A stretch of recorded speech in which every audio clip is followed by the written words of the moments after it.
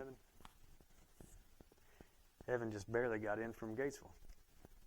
All right, grab your Bibles and turn to Luke chapter 5. We're in Luke chapter 5, starting in verse 33.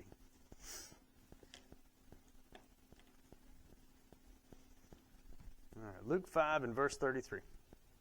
And they said to him, the disciples of John fast often and offer prayers, and so do the disciples of the Pharisees.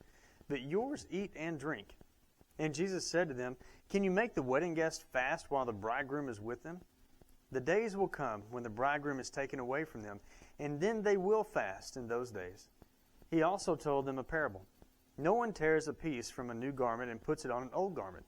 If he does, he will tear the new, and the piece from the new will not match the old. And no one puts new wine into old wineskins. If he does, the new wine will burst the skins, and it will be spilled, and the skins will be destroyed. But new wine must be put into fresh wineskins. And no one, after drinking old wine, desires new, for he says, the old is good. All right, let's come back up here, and we start off. What's the situation that we have going on?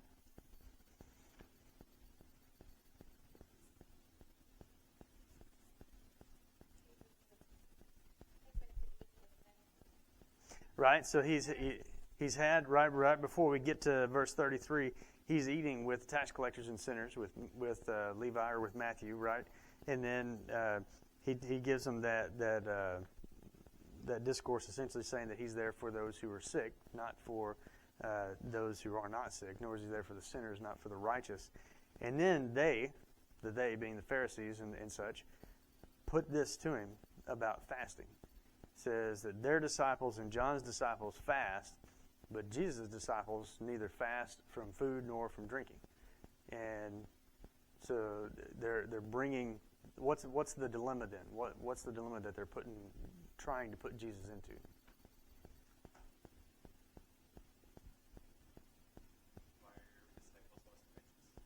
Yeah. See, they're tying the fact that you're fasting from food and from drinking to a form of righteousness, right? It's also tying to a form of keeping the old law. And so, but it's not in the old law that you fast every day or that you have multiple fasts, but there are fasts tied with some of the celebrations and some of the things that they do, right?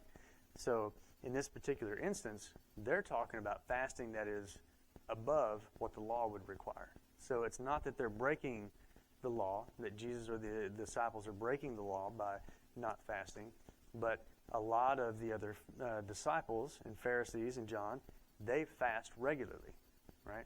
And so it's not so much a question of breaking the law of Moses or not, but rather, why aren't you and your disciples as righteous as we are? Right? What makes you think that you don't need to fast? That kind of a deal. And so they think they're putting Jesus on in a dilemma, right? And it's like, well, make these Pharisees realize how righteous we really are, and we can do things to make them think that we're... But that's not the way Jesus thinks, right? He doesn't really care about what these Pharisees think about him. But for us today, we tend to do that, right? We tend to be worried about, well, what are the folks sitting in the pews going to think about, what shirt I'm wearing? Maybe, if I get up here and I know that John doesn't like the color green, then I'm like concerned, man, John's worried about me wearing a green shirt instead of what I need to be, right? Because John thinks that all people wear a green shirt are unrighteous, so I need to change my shirt, right? No. It doesn't matter if John thinks it's righteous or unrighteous. What matters is whether God does, right? But we get it in our brains the other way around. Yeah, well, and that's the other part. That's the other piece of it. That's the other piece of it that makes it where we have to walk with love, right? And so if I know that John doesn't like green, and so I wear it to spite him. I'm like, look at this color, John. Yeah. Right now, who's at fault? Yeah, I am, right? But so it's all about not the wearing of the color, but about the heart of the individual, right? On both ends of it. And when we look at this here, even with the fasting specifically, it's not about whether or not you abstain from food, but about the reasoning, right? And so to the Pharisee, their reasoning is about appearance. Their reasoning is about that to establish righteousness, right? Not what true righteousness is. Does that make sense? Yeah, the reasoning is for power. Mm-hmm. So I've been listening to some stuff, but it makes sense that they was talking about the Pharisees where it's human behavior to claim power is to take on an agenda and then hold everyone else in contempt. Yeah. And you see this, like think about wokeness or Yeah. all the different Stuff. social dilemmas that Yes. we see, and it's like I'm going to make this cause, Mm-hmm. hold everyone in contempt for this. Yep. Doesn't have to be lost, whatever. It's just the fact that Yeah. if you can gain power to that, Mm-hmm. it gives you that, and so you're always questioning and holding them, Yeah. and like trying to get them put into a fight that Mm-hmm. they're working, and Right. he doesn't buy on No. that at all. He doesn't get suckered into those things. No. Yeah, Jesus is one where he knows what they're trying to do. He recognizes it. He recognizes the falsehood of the situation and then answers it with truth. You know, Care less about being righteous. I think that's what he's so sick of. more of their, yeah. Well, it wasn't being righteous before God to them, but being thought of that way by others. The glory of man was more important to them than the glory of God. You read that again in John 12:42, where he talks about how there are many who believed but would not confess him for this very reason, because they were concerned about what other people were thinking more than they were about what God was thinking.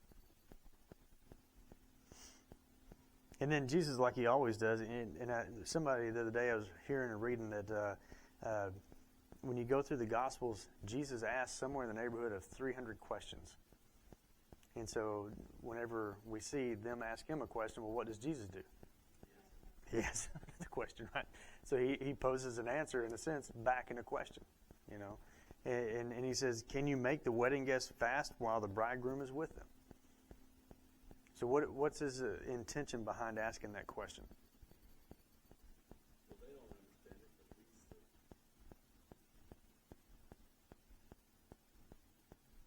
I think he's talking about the church.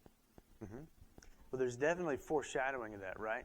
We see him putting that out there because who's the bridegroom? Jesus is. We're the bride. He's the bridegroom. So he's the groom. We're the bride, right? And so when we look at that, we see that foreshadowing right here because Jesus essentially is referring to himself as being the groom, as being the bride's groom, right? And he's foreshadowing that there's going to be someone, right, or an existence of the church, right, that would be his bride. And so there's foreshadowing that's coming about that right here, but he doesn't come right out and say it, right? And then obviously, what is the answer? You know, when you go to a wedding, that's a celebration for people, or if you're with the groom, that's not the time to be fasting, but it's a time to be celebrating. It's a time to be enjoying the presence and being with the person and being engaged with, you know, the situation, right? And so he's showing them they're missing out because they're not being engaged with the bridegroom, right? They're not being engaged where they should be, but they're withholding from the bridegroom. They're withholding from Jesus. They're withholding from him, right? Because the obvious answer to his question is no, and so then that's also his obvious answer, if you will, to their question. You know, there's no reason for it. I don't understand, not understanding why and how it works. Mm-hmm. Therefore, I don't understand the church. Mm-hmm. I guess if I personally say at that time there's no one understanding all that. Yeah. But, not knowing how wine works and old wine works. Yeah. And old wine. Right. We'll get into discussing all that kind of fun stuff here in a minute. When does he say that they will fast? When he's gone, right? He says that there will come a day, there will come a time when they will fast. And that's when the groom is gone, when he's not there. And that's when they will fast. In those days, they will fast, right? And so for us, in these days, like right now, we don't have Jesus physically present, right? He is with the right hand of the Father. We do have his Spirit that resides within us. We do have him in a written form that we study to come to know him better in everything that we do. So do we fast today or no? Well, no, we can.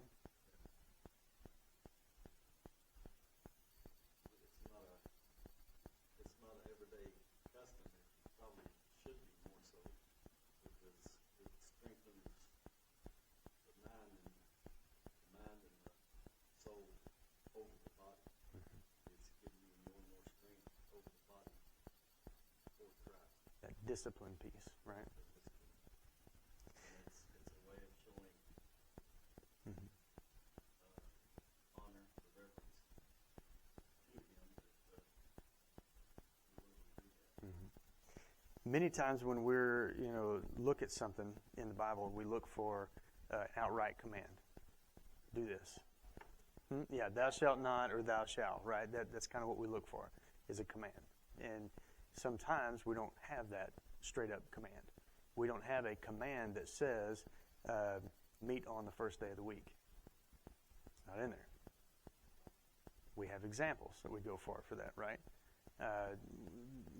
So we have, when we look at some of those kinds of things, we look to examples. Do we have examples of fasting in the Word for us today?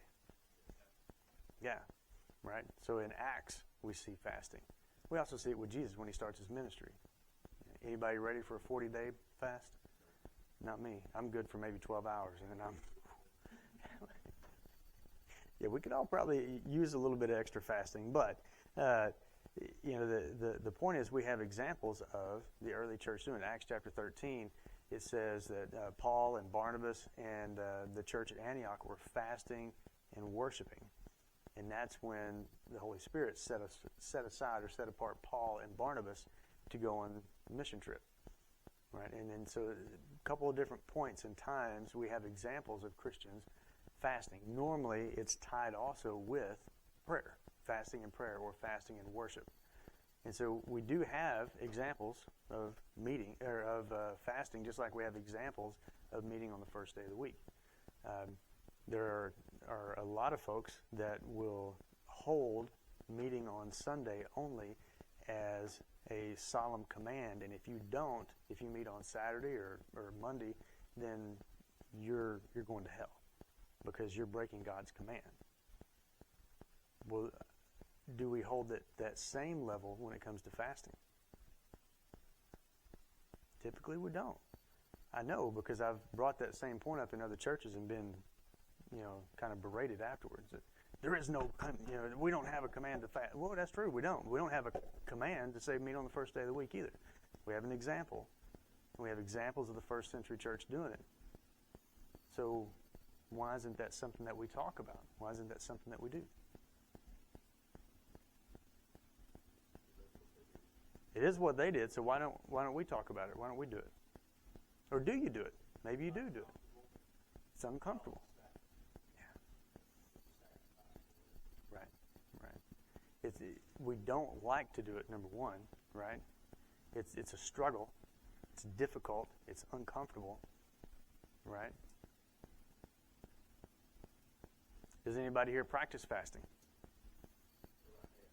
Mm-hmm. Mm-hmm. Only if it's medical, and I've been through a couple of those before. My favorite one with the medical thing is when I was having the gallbladder stuff. They said you need to fast, but until you get it done. It's like 12, 24 hours or whatever. I'm like, okay, no big deal. Well, I get in there, and she said, okay, so you've had nothing to eat or drink for 24 hours. And I said, now hold on a minute. Yeah, I didn't say anything about not drinking anything. So I'd had water, and I'd had a Diet Coke that morning. And she said, well, then we can't do the scan. I'm like, you're telling me a Diet Coke that I drank 4 hours ago is going to mess up your scan of my gallbladder right now? She said, yeah. I'm like, okay, we'll reschedule it. Now I know your version of fasting means no food, no water, no nothing. And I was like, not a happy camper, right? But, yeah, so always clarify if you're doing medical, what do you mean by fasting? No food, no water, what? Because that can make a difference. What do we mean by fasting here?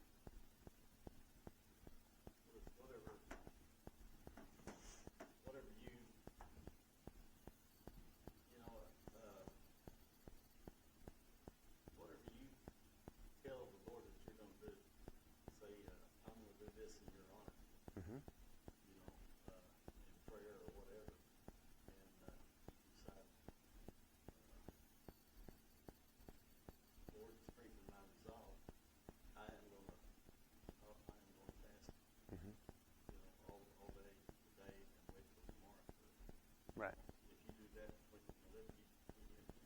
Mhm. Or you can just decide, I need to lose weight, so I'm gonna fast. That's got nothing to do with it. Right.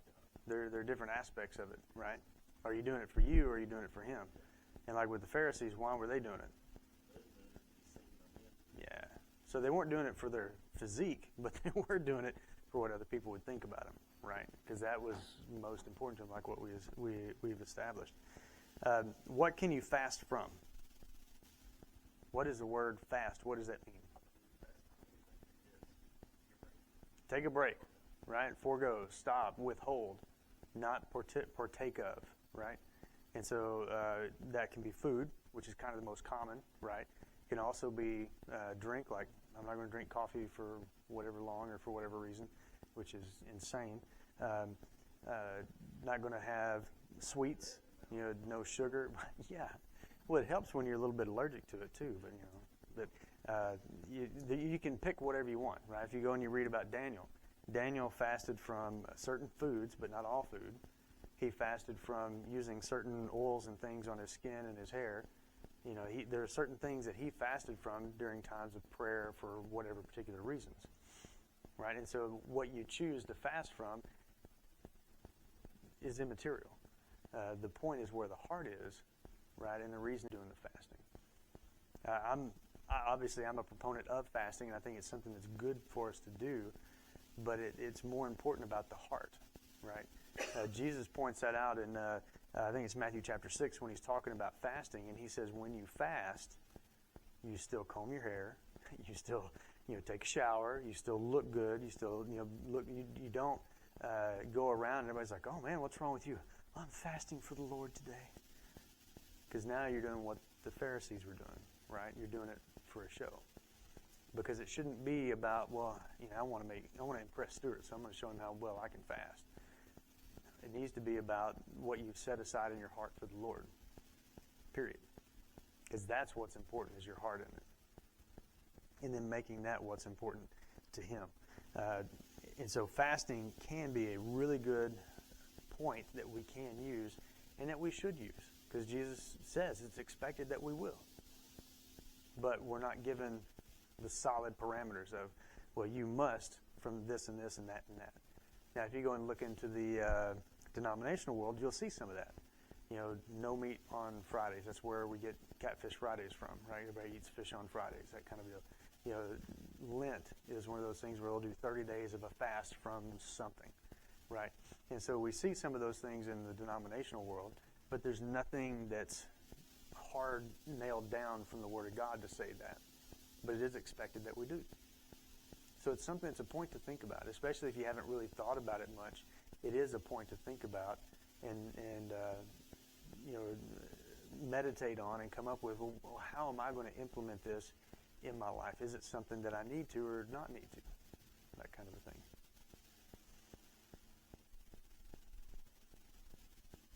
All right, now let's look at the parables a little bit. So they've asked this question. Jesus asked them a question and then gives them the response that the days will come when the bridegroom is taken away from them, and then they will fast in those days. And then in verse 36, he says, he also told them a parable. No one tears a piece from a new garment and puts it on an old garment. If he does, he will tear the new, and the piece from the new will not match the old. And no one puts new wine into old wineskins. If he does, the new wine will burst the skins, and it will be spilled, and the skins will be destroyed. But new wine must be put into fresh wineskins. And no one after drinking old wine desires new, for he says the old is good. What's he mean here? What is going on? And for years, I would read this and just be like, what are you talking about? This doesn't make any sense to me. I can't make any context out of it. I can't tie it to anything we were just talking about. So what's he talking about?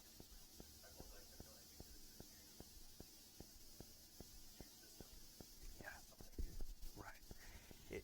And what Stuart was saying is that what Jesus is bringing is new. And you can't take what is old and hang on to what is old and try to add the new to it. If you do, it doesn't work. It doesn't look right. It doesn't operate right. It doesn't do what it's supposed to do, right? So the idea with taking the patch off of a new piece of clothing, to put on an old piece, right? So if you had, your nice brand new dress shirt and you cut a hole out of it to take the fabric off of it to put it on your old work shirt, that doesn't make any sense, right? Because now you put a hole in the brand new shirt, right? So you've made it so it's not a nice shirt anymore.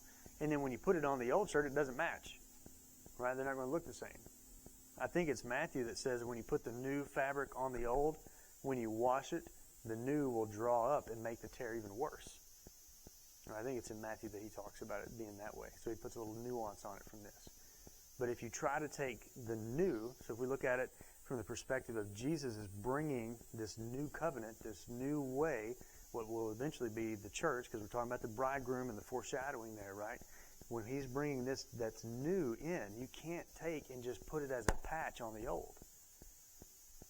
It has to be replacing the old. The idea with the wineskins, so wineskins, essentially it's an animal skin, and whenever it's fresh, when it's fresh from the animal, it's got elasticity.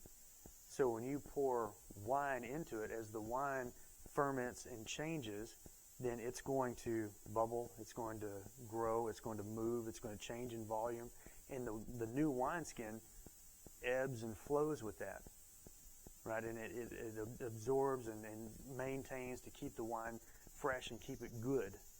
If you take old wineskins that have already been stretched and now no longer have that elasticity, and you pour the new wine into it, there's no give. And so what happens is you just tear up those old wineskins, and now they rip apart, and the new wine is just poured on the ground, and it's ruined. So a similar way, if you try to take the constructs and the ways and the rules and the things of the old system, and then you just try to throw the new into it, it doesn't work. What you're going to wind up and do is it's going to crack, it's going to break, and it's not going to be able to hold like it's supposed to, right?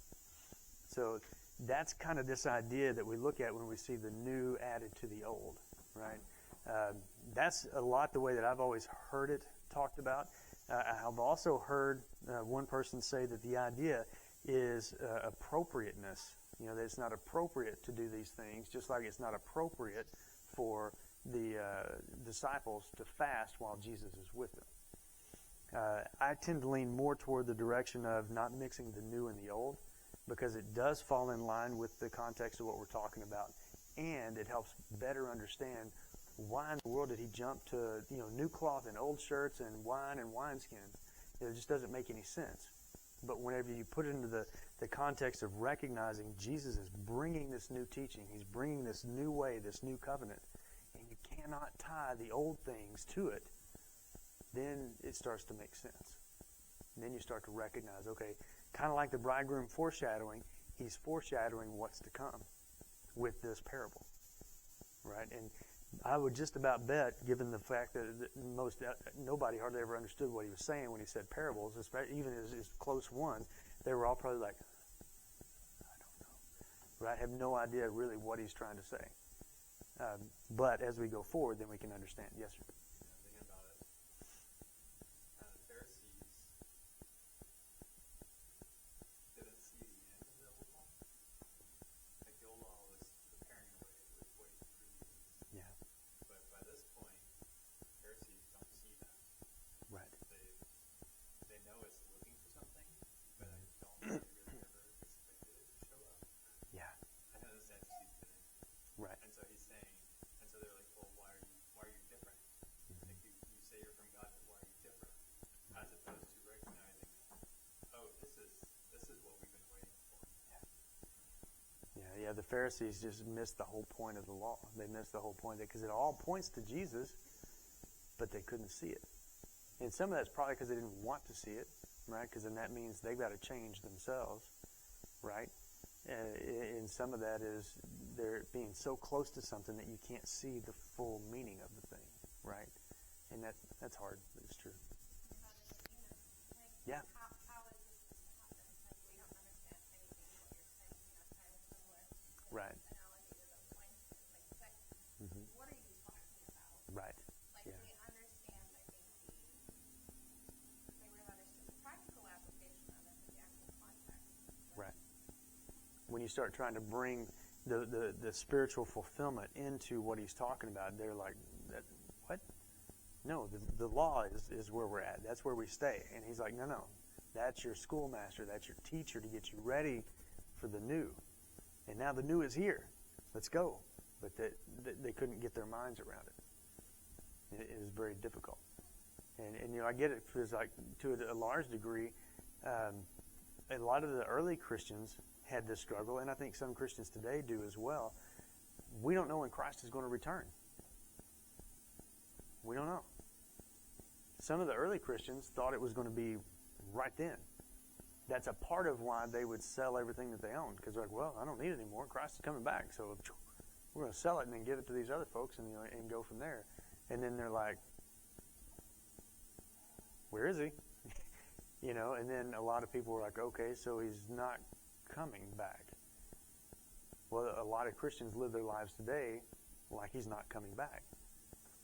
Just like in 2 Peter chapter 3, he talks about how there are many who say, well, he's not coming back. Things are just going to keep going the way they've always gone.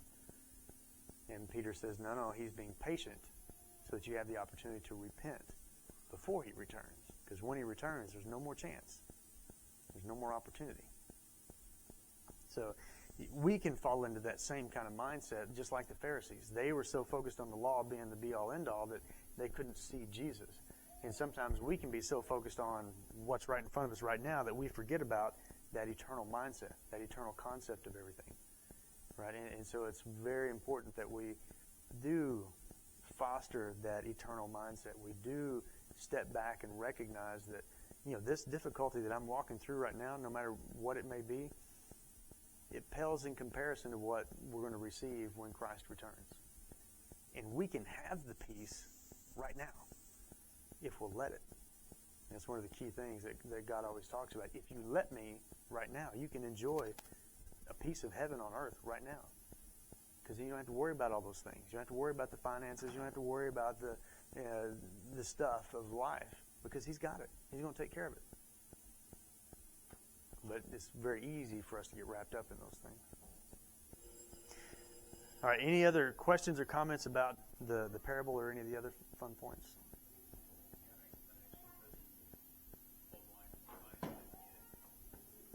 So I think it in line with what we're talking about, when you're used to doing things a certain way, and then somebody says, oh, hey, here's a new way to do that, you don't want to do it. Because you know the old way, you like the old way. And now to do it the new way, you got to learn. It's like when you get an update on your phone and everything changes, and you're like, go back to the way it was, right? It's frustrating because you know the old way. You're comfortable with doing it that way, and now there's something new. So you're like, okay, now I got to change. I got to learn. I got to get out of my comfort zone. I got to be uncomfortable to learn this new thing to go that route.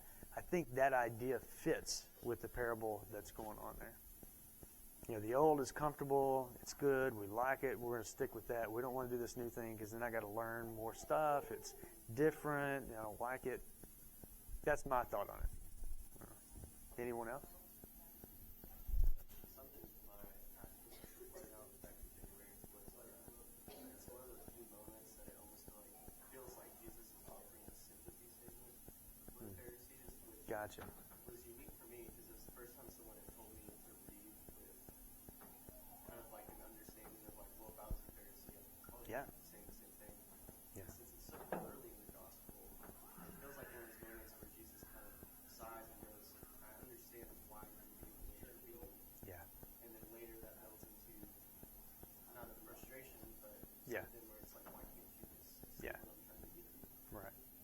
So that's an interesting point. Yeah, that Jesus is looking at the Pharisees with an idea or an air of sympathy because they are stuck in the old way and they can't see the forest for the trees. And so he's kind of trying to help, throwing them a bone. It's like, come on, get it.